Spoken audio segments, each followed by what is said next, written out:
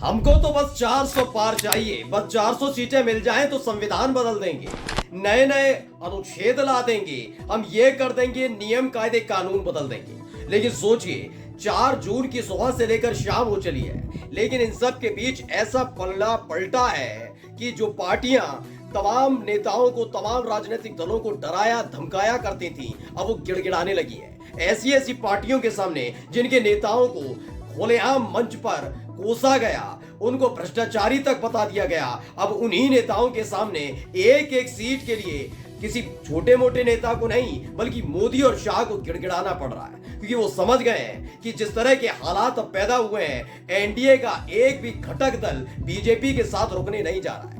यानी कि मोदी जी का बोरिया बिस्तरा बनने जा रहा है और उसके लिए अब हाथ पैर मारे जा रहे हैं। लेकिन इन सब के बीच एक बहुत धमाकेदार खबर आई है। खबर यह है कि एक नहीं, दो नहीं, कई घटक दल हैं जो बीजेपी के साथी हैं, उन्होंने इंडिया गठबंधन के साथ डील फाइनल कर ली है। नमस्कार, मैं हूं प्रांजल गौतम और आप देख रहे हैं द हिंदुस्तान पोस्ट। अंदर खाने से जो खबर निकल कर आई है वो याद रखिएगा, मोदी और शाह को आज रात चैन से सोने नहीं देगी। वो खबर इसलिए ज्यादा जरूरी हो गई है क्योंकि इसके पास कितनी सीटें? एक। इसके पास कितनी सीटें? 5। इसके पास कितनी सीटें? 6 सीटें, 10 सीटें, 15 सीटें? नहीं, किसी कीमत पर नहीं चाहिए सहयोग, क्योंकि वो 303 सीटों के साथ प्रचंड बहुमत के साथ सरकार चला रहे थे अपने दम पर। लेकिन अब हालत यह है कि जिन दलों को वो देखना पसंद नहीं करते थे, जिनको हमेशा दबाकर रखते थे, उनकी अब जी हजूरी करनी पड़ रही है। एक एक खबर मैं आपको दिखाने जा रहा हूं, लेकिन उससे पहले ताजा आंकड़ा जो है, इस आंकड़े को जरा गौर से देख लीजिए। तो आंकड़ा क्या कहता है अब तलक का देखिए। भारतीय जनता पार्टी को 240 सीटें मिली हैं। अभी सीटें नहीं मिली है, 178 सीटें पर अभी लीडिंग चल रही है, 62 सीटें मिली हैं। जो अंदाजा है वो ये कि 225 से 230 सीटों के बीच सिमट कर रह जाएगी। मैं मानता हूं आखिरी आंकड़ा ने ज्यादा ही दे देता हूं, 230 सीटें। बहुमत के लिए इन्हें चाहिए 42 सीटें, यानी कि 230 प्लस 42 272। अब आप देखिए हालत क्या है इनकी। इनके जो सहयोगी हैं, जो बड़े दल हैं, इनके वैसे सहयोगियों ने किसी ने कमाल नहीं दिखाया इनको छोड़कर, लेकिन इनके पास कौन कौन है अब जरा उन पर नजर डाल लें तो आप समझ जाएंगे। देखिए, एक तो ये नजर है टीडीपी पर 16 सीटों पर लीडिंग, 16 सीटों पर टोटल है जिस पर आगे चल रही टीडीपी। माना जा रहा है यही आंकड़ा रहने वाला है, यानी 16 सीटें चंद्रबाबू नायडू की पार्टी टीडीपी जीतने जा रही है। आंध्र प्रदेश के विधानसभा चुनाव में भी अच्छा प्रदर्शन किया। अब ऐसे में खबर क्या है, खबर देखिएगा।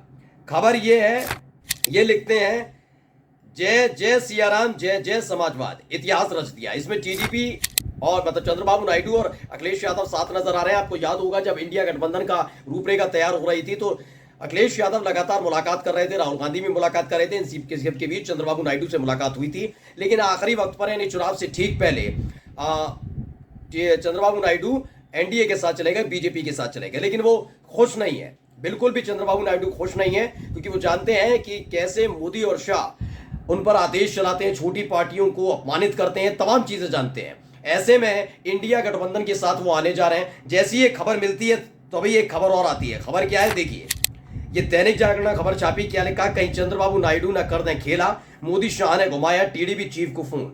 लोकसभा चुनाव में बीजेपी रुझानों में अपने दम पर सरकार बनाती नहीं दिख रही। हालांकि एनडीए ने बहुमत का आंकड़ा पार कर लिया। इस बीच पीएम नरेंद्र मोदी और गृह मंत्री अमित शाह ने टीडीपी अध्यक्ष चंद्रबाबू नायडू से फोन पर बात की।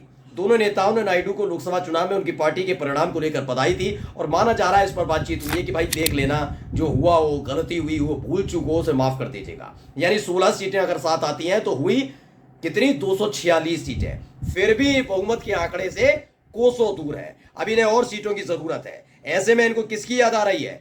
चंद्रबाबू नायडू के साथ साथ इन्हें याद आ रही है जनता दल यूनाइटेड की, यानी कि नीतीश कुमार की। ऐसे में कई ट्वीट में पहले पढ़िए, आईपी सिंह, श्री चिराग पासवान बिहार से हमारे साथ पहली बार केंद्रीय मंत्री बनेंगे। मोदी जी ने स्वर्गीय रामविलास पासवान के परिवार को बहुत अपमानित किया। युवा सांसद श्री चिराग पासवान की राजनीति को खंड खंड कर दिया। उस वक्त समूचा विपक्ष उनके परिवार के साथ खड़ा था। एक बड़े दलित नेता पासवान जी की फोटो सड़क पर फेंकवा दी। याद होगा, इनका बंगला खाली हुआ था, वह भीग रही थी। वह दिन चिराग कैसे भूल सकते हैं। 5 सीटों पर लोक जनशक्ति पार्टी आगे चल रही है। जो आंकड़ा दिखा रहा हूं आप देख सकते हैं, लोक जनशक्ति पार्टी 5 सीटों पर आगे चल रही है। अब ऐसे में इनको लग रहा है कि एनडीए के साथ है, लेकिन खबर यह है कि वो भी इंडिया गठबंधन के साथ आएंगे। अभी अगली खबर दिखाता हूं, 2 सीटों पर आगे चल रही है राष्ट्रीय लोकदल। लेकिन आईपी सिंह ने ऐसे भी ट्वीट किया और क्या लिखा, राष्ट्रीय लोकदल हमारे साथ था, आगे भी हमारे साथ रहेगा, भूल चूक सब माफ।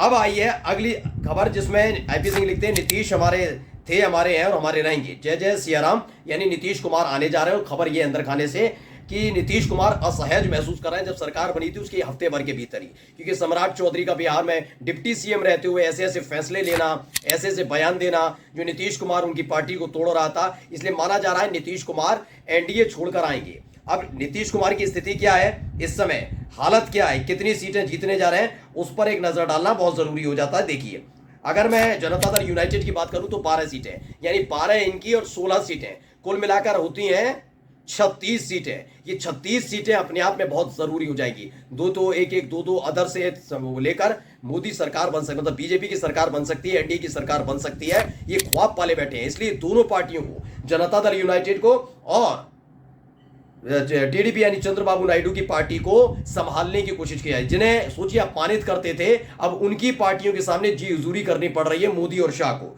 खबर क्या है, खबर पहले पढ़ के मैं बता देता हूं।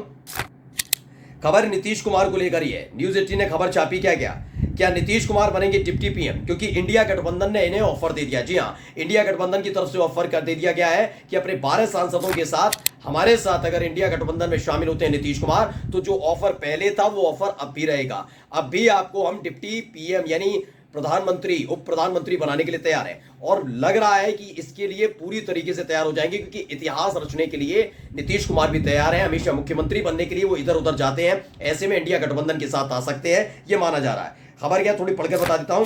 नीतीश कुमार सूत्रों के मुताबिक बिहार के सीएम और जनता दल यूनाइटेड के चीफ नीतीश कुमार से कांग्रेस के नेताओं ने संपर्क साधा है। बताया गया नीतीश कुमार को डिप्टी पीएम के पद का ऑफर दिया गया। सपा के एक के इसके बारे में एक्स पर पोस्ट किया और कहा नीतीश कुमार इंडिया गठबंधन में वापसी करेंगे, जिसका मैंने अभी ट्वीट भी आपको दिखाया। इसके साथ ही खबर के आगे पढ़िए, इसमें लिखा हुआ है, इस बात की खबर भी है कि शरद पवार ने नीतीश कुमार को फोन करके बात की है। ये माना जा रहा है कि शरद पवार ने भी नीतीश कुमार से बात की कि आइए साथ आइए। यानी कुल मिलाकर जो गठबंधन पहले चुनावों से पहले लग रहा था, वो अब चुनाव के बाद पूरी तरह से तैयार है। क्योंकि पहले कुछ ऐसे राजनीतिक दल थे जिसमें जनता दल यूनाइटेड है, चंद्रबाबू नायडू है, उन्हें लग रहा था कि राम मंदिर के नाम पर ऐसा ना हो, माहौल बन जाए और एक बार फिर से बीजेपी आ जाए। लेकिन अब जो हालत है, यानी कहां 303 सीटें, कहां 230 सीटें, इतना बड़ा अंतर पड़ा, मतलब 70-80 सीटें कम पड़ गई हैं। अब प्रचंड बहुमत की सरकार है नहीं, बीजेपी सत्ता में है नहीं, ऐसे में इंडिया गठबंधन की सरकार बनने जा रही है। एक एक करके घटक दल छोड़ने के लिए तैयार हैं, न सिर्फ बिहार में बल्कि आंध्र प्रदेश से लेकर अगर उत्तर प्रदेश का भी जिक्र किया जाए तो यहां पर भी आरएलडी छोड़ने के लिए तैयार है। चिराग पासवान छोड़ देंगे, जनता दल यूनाइटेड, चंद्रबाबू नायडू, यानी कुल मिलाकर इंडिया गठबंधन की सरकार बनने जा रही है। नमस्कार।